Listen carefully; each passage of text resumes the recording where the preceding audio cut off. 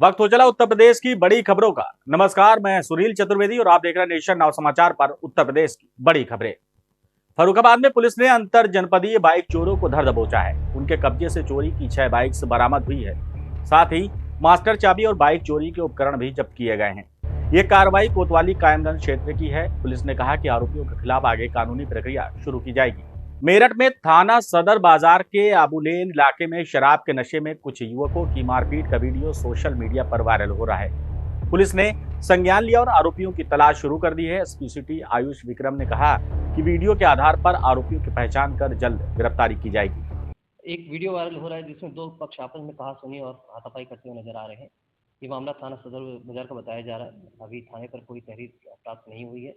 दोनों पक्षों की पहचान करने का प्रयास किया जा रहा है। जो भी इसमें सामने आएंगे उसके अनुसार इसमें आवश्यक विधि कार्रवाई की जाएगी। फर्रुखाबाद में भाजपा सांसद मुकेश राजपूत के भाई राकेश राजपूत पर मकान पर जबरन कब्जा करने का आरोप लगा है।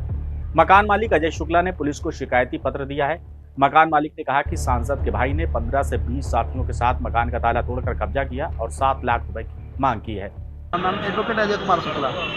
कहाँ के रहने वाले हैं? हम खड़े हैं मोहल्ला फर्रुखाबाद, थाना कोतवाली फर्रुखाबाद। किस बात को लेकर आज आप कलेक्टर साहब से मिलने आए थे? कलेक्टर में आया, हमने मोहम्मद यामीन खां भावटोला में एक मकान परचेज किया था। मकान का कब्जा हमारे पास 28/11 को जिससे मकान लिया वो हमें कब्जा देके चला गया। 28/11 तारीख को डाल के कल हम जब अपने मकान पर दोबारा पहुँचे, मैं और मेरे भाई को लेकर दोबारा पहुँचे तो माननीय सांसद मुकेश राजपूत के भाई राकेश राजपूत अपने 15-20 लोगों के साथ आए और ज़बरदस्ती करके हम लोगों से बदतमीज़ी देने लगे, गाली गलौज करके हमें निकालने लगे वहाँ से और बोले ये मेरी गली में मकान है और जिससे आपने मकान खरीदा उससे हमारा पैसा चाहिए था। तो हमने कहा कि भैया आपको उससे पैसा चाहिए था, आप पैसा उससे लीजिए, मकान हमने खरीदा। तो हमने कहीं नहीं मकान मैं आपको चैलेंज करता हूँ, पूरे प्रशासन को चैलेंज करता हूँ कि मकान यहाँ पे कोई इस गली में घुस के दिखा दे। तो हमने कहा लाओ हम आपकी वीडियो बना लें। हमने अपने भाई से कहा इसकी वीडियो बना लो, तो उन्होंने कहा कि वीडियो तो मेरे गोली मारते हुए बना लो तो भी मेरा कुछ नहीं होगा। मैं सांसद मुकेश राजपूत जी का भाई हूँ और आप जाइए, आपको जो करना हो कर लीजिएगा। आपने मकान कब खरीदा था? हमने मकान बेसिकली खरीदा था 2023 में।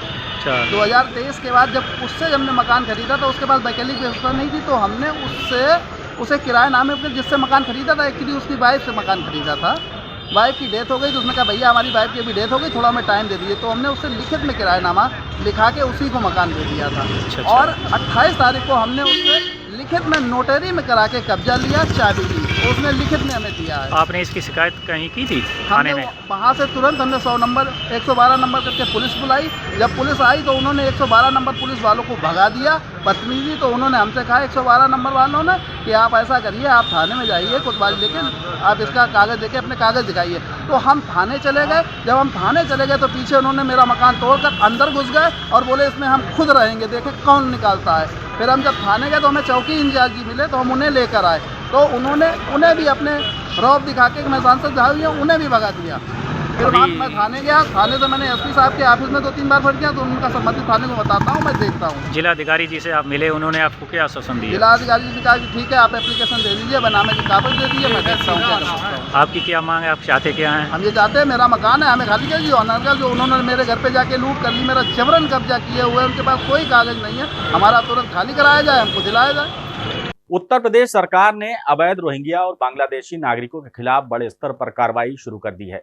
मुख्यमंत्री योगी आदित्यनाथ ने कहा कि प्रदेश की सुरक्षा सर्वोच्च प्राथमिकता है और घुसपैठियों को डिटेंशन सेंटर भेजा जाएगा।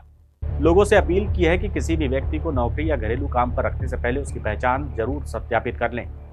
पूर्व सीएम और सपा प्रमुख अखिलेश यादव ने लोकसभा में वंदे मातरम पर चर्चा में भाजपा पर निशाना साधा। उन्होंने कहा कि वंदे मातरम केवल गीत नहीं बल्कि आजादी की लड़ाई का प्रेरक नारा था। अंग्रेजों ने इसे बैन किया लेकिन ये लोगों को जोड़ता रहा। अखिलेश ने वर्तमान समय में सत्ता पक्ष पर इसे अपनाने का आरोप लगाया है। शाहजहांपुर में एक मैरिज हॉल में कक्षा 9 की हिंदू लड़की का धर्म परिवर्तन कर निकाह कराने का प्रयास किया था। स्थानीय हिंदू संगठनों और पुलिस ने मिलकर शादी रोक दी। दूल्हा दुल्हन और संबंधित लोगों को हिरासत में लेकर पूछताछ की जा रही। फिलहाल मामले की जांच जारी है।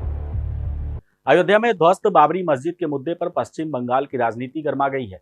तृणमूल विधायक हुमायूं कबीर ने बाबरी विध्वंस की बरसी पर मुर्शिदाबाद में मस्जिद निर्माण की नींव रखी। सुप्रीम कोर्ट के फैसले के बाद अयोध्या में वैकल्पिक जमीन पर मस्जिद का निर्माण अभी तक नहीं हुआ है। मुंबई से प्रयागराज जा रही आकाशा एयरलाइन की फ्लाइट को वाराणसी एयरपोर्ट पर इमरजेंसी लैंडिंग करनी पड़ी। फ्लाइट में 191 यात्री और क्रू सदस्य थे। सभी सुरक्षित हैं। रूटीन चेकिंग के बाद विमान को प्रयागराज और फिर मुंबई के लिए रवाना किया गया है। कानपुर में SIR अभियान में 7 विधानसभा क्षेत्रों में लगभग 5 लाख वोटर गायब पाए गए हैं। मतदाता BLO के रजिस्टर में अनट्रेसेबल, एब्सेंट और आधे परमानेंटली शिफ्ट बताए गए हैं। बीजेपी कार्यकर्ताओं को रविवार का दिन इस अभियान में लगाने की सलाह दी गई, लेकिन बैठक का दिन खत्म हो गया। विश्व प्रसिद्ध महाकुंभ 2025 के बाद प्रयागराज में माघ मेला 2026 की तैयारियां शुरू हो गई हैं। गंगा, यमुना और अदृश्य त्रिवेणी के संगम तट पर दंडीबाड़ा और सन्यासी साधु के लिए भूमि आवंटन किया गया है। श्रद्धालुओं के लिए अस्थायी आश्रम, शिविर और भंडारा भी आयोजित किया जाएगा। तो ये थी उत्तर प्रदेश की बड़ी खबरें। बने रहिए हमारे साथ और देखते रहिए नेशन नाउ समाचार।